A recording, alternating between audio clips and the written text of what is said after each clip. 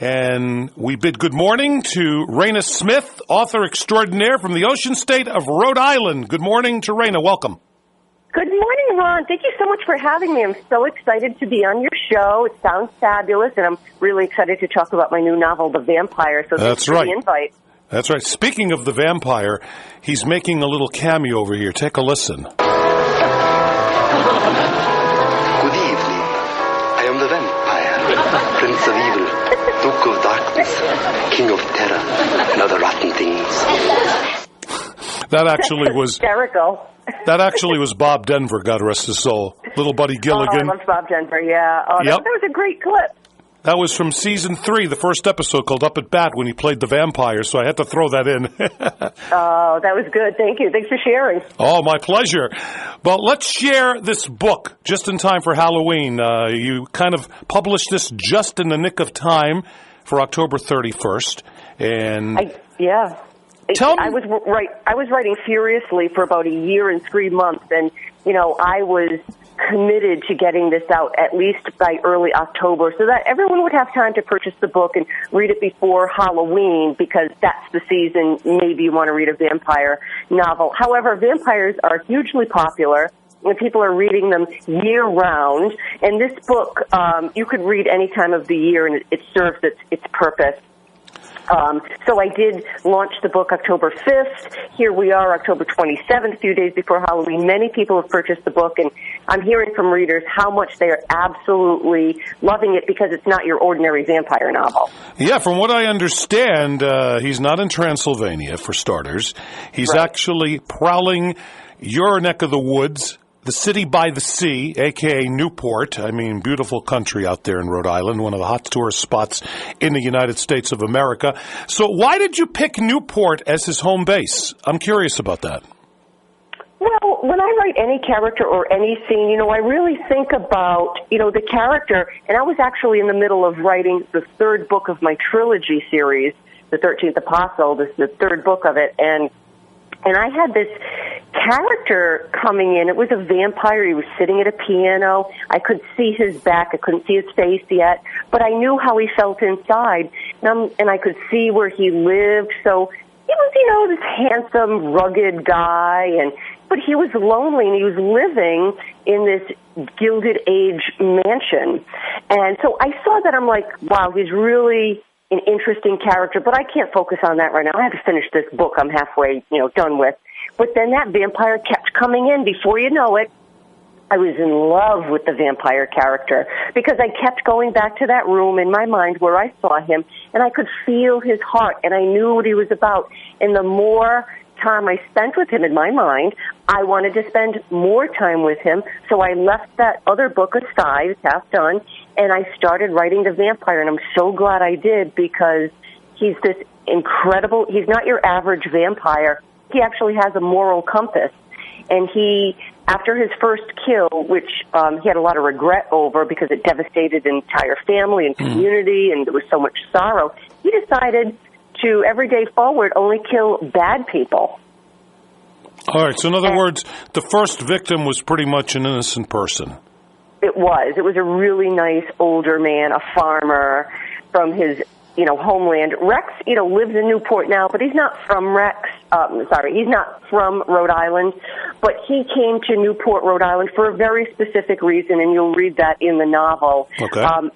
Newport has a lot of history, a lot of dark history, but it's a place where you can live in seclusion, in a magnificent mansion among history and by the ocean with animals, and that's what he wants to do. It's really fabulous.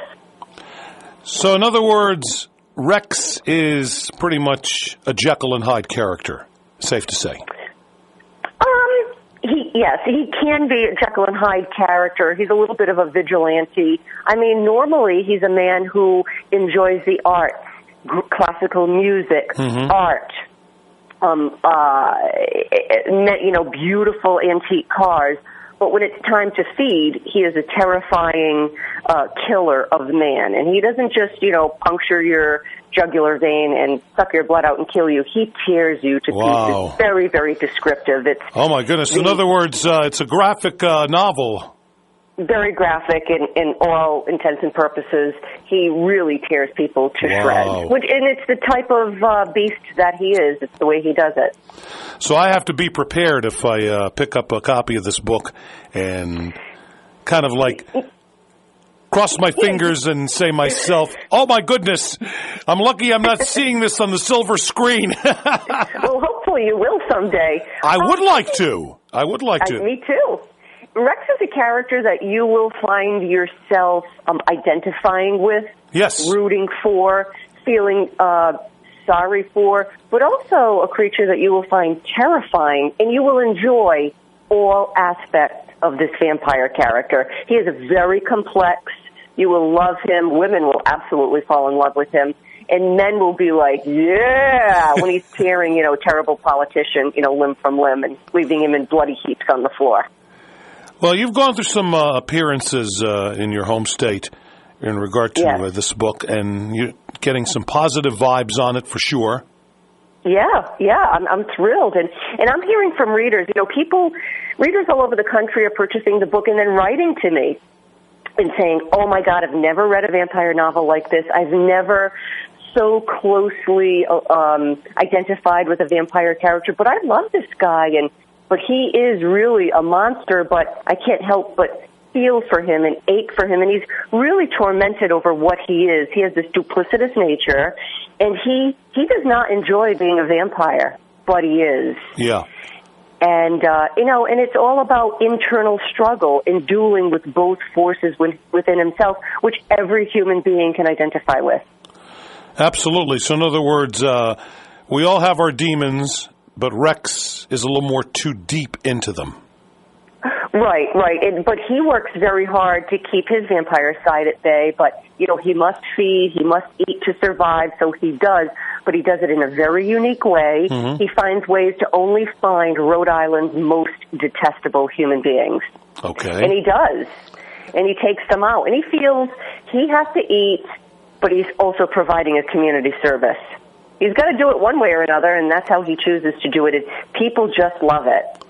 Send him over to Westerly. I have a couple of in my list over here that I can.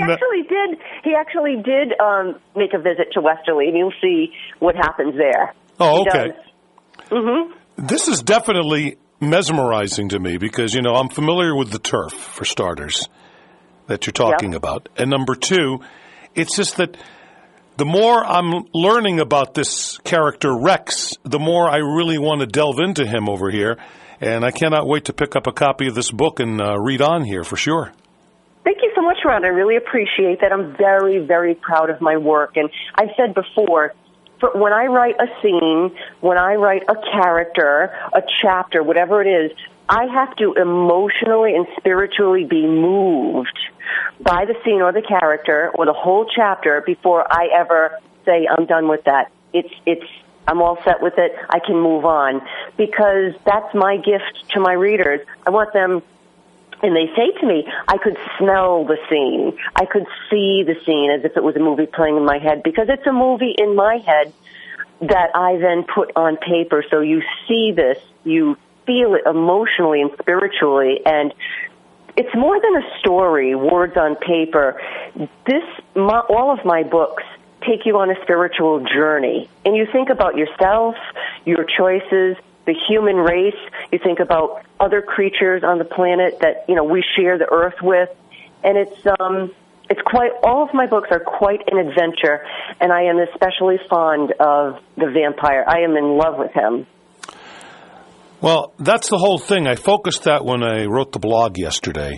And I think you already noticed that when you were reading it. And I thank you for your kind words when you messaged me about it. Because I really put my heart and soul into trying to work this around how you pattern yourself as an author to start. And number two, I wanted to get the interest on Rex out into the, woodwork over here. And hence the reason why, with Halloween around the corner, this would be a perfect ensemble to add to the celebration by having folks pick up your book. Right. It's that sort of book that you, like I say, you grab a blanket, light a fire, maybe have a glass of wine, and just kind of hunker down and take this spiritual journey along with Rex. And again, it is so much more than just a vampire novel. It's about, the human race and all the creatures on the planet. And we focus on this one creature, a vampire, that has his own struggles. I did notice the great job you did on your blog, because a lot of people will take my press release, copy and paste it, and make it a news story, and that's wonderful. And I write it for the media so that they can do that. But you took an extra step, and you read the press release, and you put it in your own words, which was very, very exciting, and I thought you did a wonderful job and communicated the story very, very well. And my job as an author, I say I'm going to spend the rest of my life observing the evolution of the human soul in writing about it. I've written about it in religious thrillers, my other books, The 13th Apostle and Divine Providence, and the third book will be coming out maybe in a year, and now in The Vampire. It's all about the evolution of the human soul and the soul of every creature. When you first published your divine... what is it? The 13th Apostle and Divine Providence. Right, the 13th. The two books. Right. Is that... I misrepresented. I thought it was two separate books. That's why They are two separate books. They're part of a trilogy. Oh, okay. So I was right that this was your third piece of work here. Right. Okay.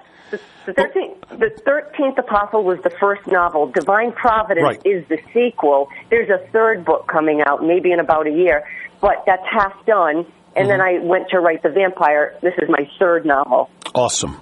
So I was accurate on the blog, thank God. Yes. Yep.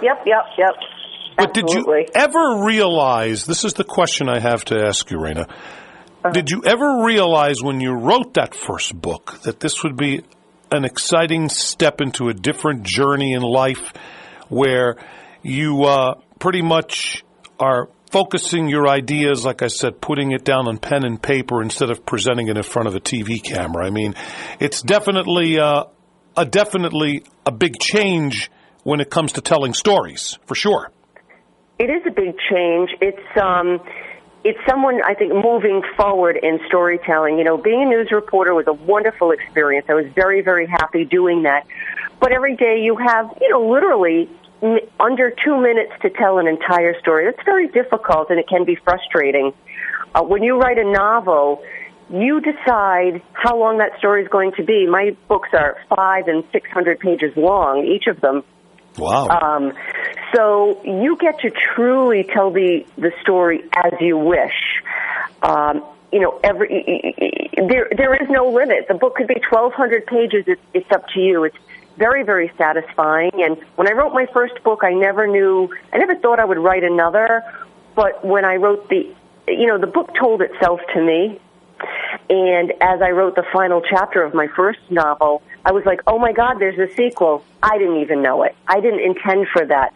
It just, when the final chapter revealed itself to me, I was like, oh my God, there's a sequel. And it was quite shocking, and I did write that sequel. I didn't know I would ever write a vampire novel, but these ideas sort of come to me almost as a gift. And I see it in my head. It's almost given to me, different scenes, not always the whole book, just different scenes, different characters. And then I take it. It's like a puzzle. Sometimes it's the end of the book I write first. Sometimes it's the beginning. Sometimes it's the middle. I jump all over. I don't write the books in order. I see scenes, and I put them where I think they go, and I rearrange it all around. It's quite a challenge. So you're having an idea at one point, having your morning coffee, and then the next thing, you're sitting on the couch and making notes, kind of like getting the impulse factor out in more ways than one. I got a thought, I better write it down because it's going to go into my next book. Right. And, I have thoughts and notes sitting around that I don't know where they're going to go because they don't belong in the third book of the trilogy series, and I don't know but I know it's for me to have and to hold, and I will know in the future. Well, we'll look forward to the extra sequel on the horizon, but now let's focus on The Vampire. How can people purchase the book? How can people come on out and say hello to you and get an autographed copy? Because I sure want one, for sure. Thank you. you. Thank you, Ron. Yeah, well, people can go to Amazon.com to find The Vampire by Raina C. Smith. It's available in paperback on Amazon, as well as you can download it to your Kindle. You can go to BarnesandNoble.com and download it to your Nook, or you can visit the Apple iBooks store and download it to your iBooks library. I will be having book signings coming up in the future. I've been pretty busy with work, so I haven't scheduled any book signings yet, but I intend to right after the general election. Oh, awesome. So what are you doing for your regular job besides writing?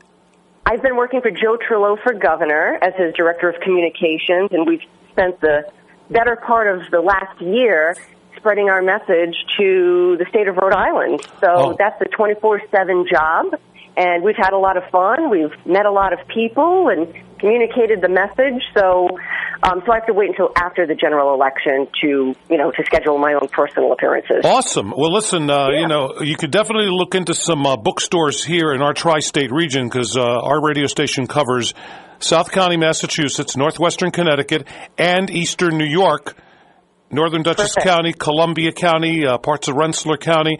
And it's amazing how people, embrace local authors, because a couple of them have come on my show and they have already farmed their books to local bookstores. So hopefully you can follow the path as well.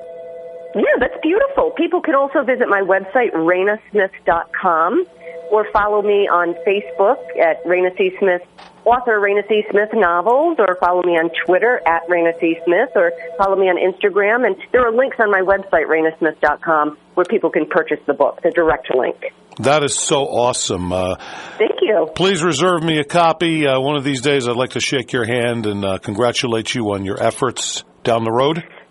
Thank you, Ron. I really appreciate that, and I look forward to meeting you and giving you your copy of The Vampire, and it's going to be a lot of fun, so I'll be sure to stay in touch and let you know when my next book signing is. Well, you have an open invite at any time to come on over here and chat with me in the near future. Great. Thank you so much. You're welcome. Much good luck to you, Raina. I'm so glad that you had the chance to take a little bit of your time on this soggy Saturday morning. It's raining out in Rhode Island, I take it, too. It is. It's pouring rain, so yeah. At least... Thank you so much, Ron. This was a pleasure. I really enjoyed myself. Anytime. Well, we'll be in touch, and thanks again for making an appearance on our Saturday morning chat, Raina. Thank you, Ron. Have a great day. You too. Bye-bye now.